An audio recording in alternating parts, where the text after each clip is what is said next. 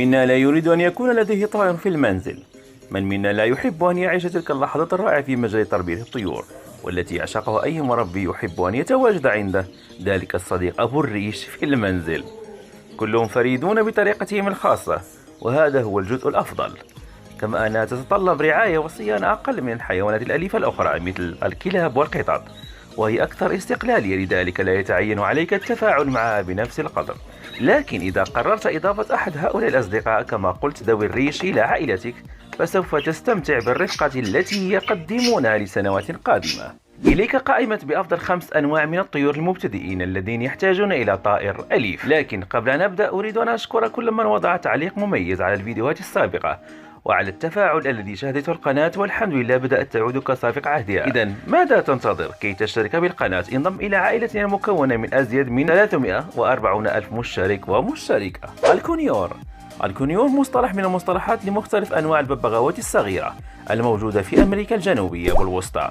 كلمة كونور مشتقة من المصطلح البرتغالي كونورو، والذي يعني ببغاء. على سبيل المثال هناك الكونيور الأخضر الخدين، هناك الكونيور ليلك المتوج، هناك الكونيور الجنداي، هناك الكونيور الشمس، وهناك كونيور ناندي. هذه الطيور تعتبر حيوانات أليفة مثالية لأنها تتحدث بشكل جيد وحيوية للغاية.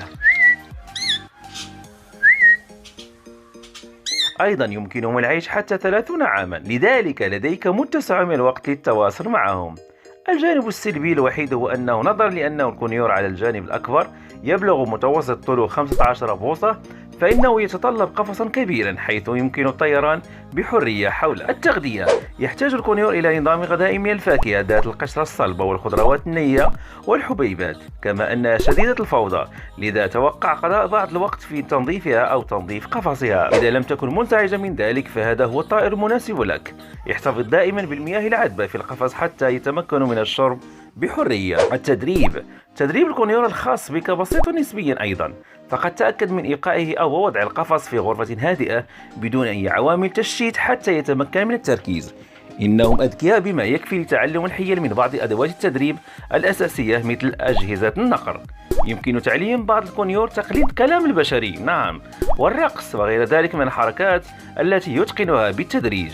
الإيجابيات: من السهل العناية بها، ترويض جيد، اجتماعي جيد مع البشر، متعة في التعامل معه. أكله فوضوي، صوته عالي في بعض الأحيان على حسب النوع. تتطلب الطيور الكبيرة مساحة شاسعة في القفص وفي مكان موضعها.